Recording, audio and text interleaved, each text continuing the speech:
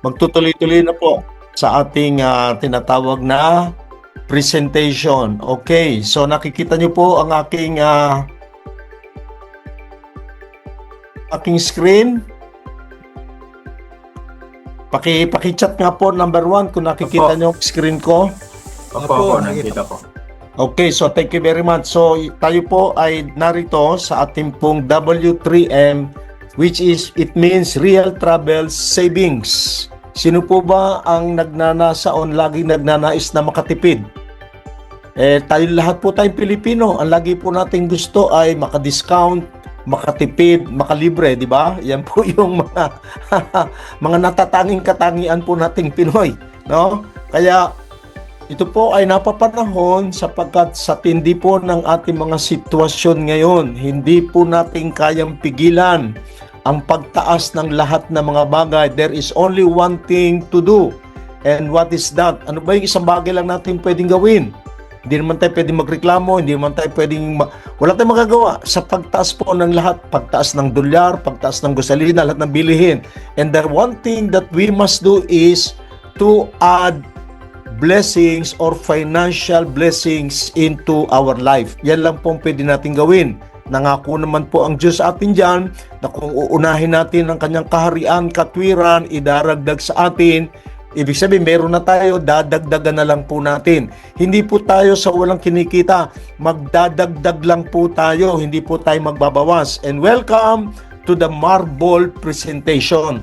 Napakaganda pong analohiya nitong ginawa ni Pastor Felix. Sa video po na inyong napanood, talagang napakaseryoso po, no, ng ating blessor, si Pastor Felix Anthony.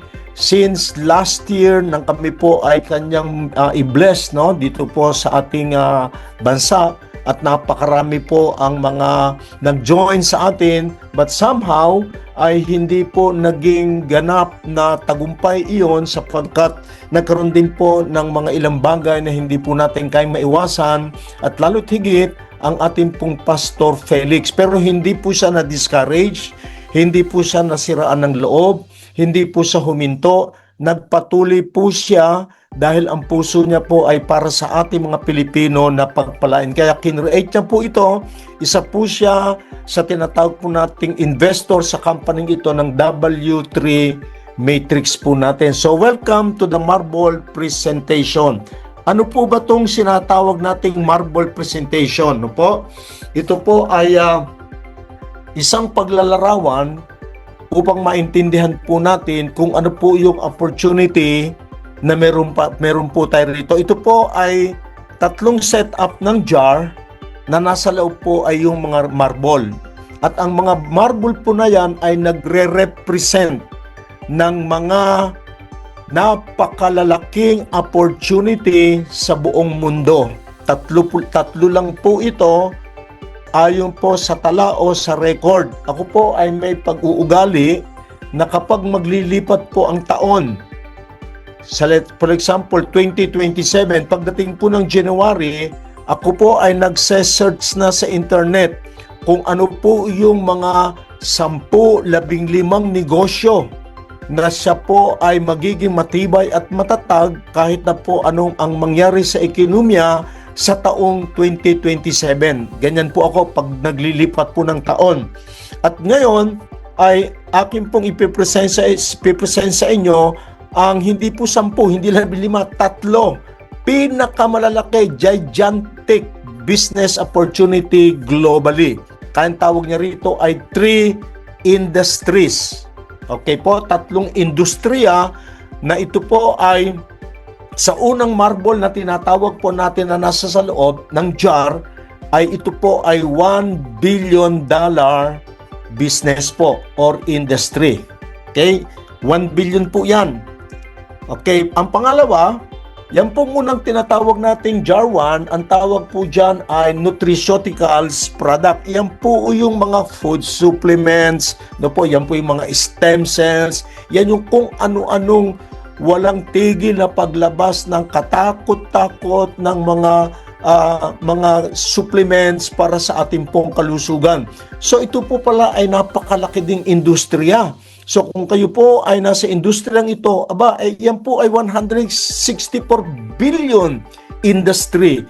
Kaya nga nagsusumiksik po ang marami dito na kumpanya local and international from Europe, from US, from other countries, from Asia, pumupunta ng Pilipinas to expand their nutraceuticals business, which is called mga supplements po natin. Yan po yung JAR1. At yan po ay nasa multi-level marketing. Pero ito pong W3M ay hindi po siya nutraceuticals products po. Hindi po. Ito po ay comparison lamang po. Pagkukumpara lamang po dito sa pinakamalaking industriya sa buong mundo. Ano daw po yon? Nutraceuticals. Yan po yung mga stem cells. Ano pa? Mga food supplement. Yan pong mga insulin coffee. Napakarami po. Mga barleys. Napakadami po niyan. Bakit pinagkakaguluhan? Yan po play 164 billion industry. Jar number 2. Alam niyo po ba, by comparison lang, ang DXN Malaysia po ay nagulat sa Pilipinas sapagkat sa buong bansa na ang DXN from Malaysia, hindi po ako kukwento lang po ako. Ang pinakamalaking turnover ng DXN during that time, 25 years ago sa Philippines, ay dito po sa Pilipinas, yung po kalang DXN Coffee. Nagulat po ang Malaysian company na ang Pilipino pala ay napakahilig sa kape. Now just imagine, ito palang coffee industry, kaya pala pag nagpunta ka sa Facebook mo, kaya pala lahat ng networking company, bukod sa food supplement, meron pa rin po silang coffee ibinebenta. Ito rin po kasi ay 269 billion industry. Pero ang W3X, wala po tayong kapeng ibinebenta rito. No po, bakit? Kasi wise man, no po, isang pantas at matalinong tao si Pastor Felix and the corporate team na nakita nila na ang yang billion industry pala na yan ay parang barya lang. Kung tutuusin po, barya lang. Dito sa pangatlong industriya na kung saan na andyan si W3 Matrix. Ano pong industry ito? Tingnan nyo to ha. Ang ginamit po, jar. Na ibig sabihin, pag jar lang po yan, ibig sabihin, maliit lang yan.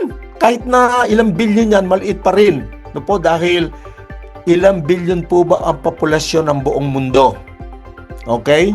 O halimbawa, kung tayo po 8 billion, ang bawat isa po ay bumili ng tiga-tigatlong kape. O ay di 8 billion times 3, o yun po yung industriya na yon. Pero ano ba tong industriya na napakatinding ipinasok sa atin ni Pastor Felix at everybody knows this industry? Yan po ang marbles na hindi kasya sa jar, hindi rin kasya sa swimming pool. Bakit? 10,900 marbles equivalent to 10.9 trillion travel. At sabi po natin, this is the greatest opportunity that we have. So, saan po siya naroon? Hindi po siya nagkasa sa swimming pool. Ito pong ilustrasyong ito ay nagpapakita, my goodness, is a huge, huge industry na kapag wala po tayo dito, parang pumipiraso lang po tayo. Kung tayo po ay nagbebenta ng kape, pumipiraso ko lang sa 269 billion, maliit lang yung barya yon. And this travels, itong travels, no po, ito pong pagbibiyahe ng mga tao is 10.9 trillion. And it fills an Olympic pool and overflows into the parking lot. Grabe, no? Ha? O ngayon po, tanungin ko kayo, i-type nyo nga po ang number 1 sa chat box natin. Kung kayo po ay naririto sa 10.9 trillion, i-type nyo po number 1. Ayan. Sige po, type nyo, number 1. Ito po, real scale po ito. Ha? Ibig sabihin, hindi po pagtingala ng corporate team kasama si Pastor Felix ay magbukas na ng new company. Hindi po. Pag sinabi po nating real scale, talagang sinukat po nila ang industriyang ito na magpapayaman sa napakaraming mga tao kung lubusan po nating paniniwalaan ito.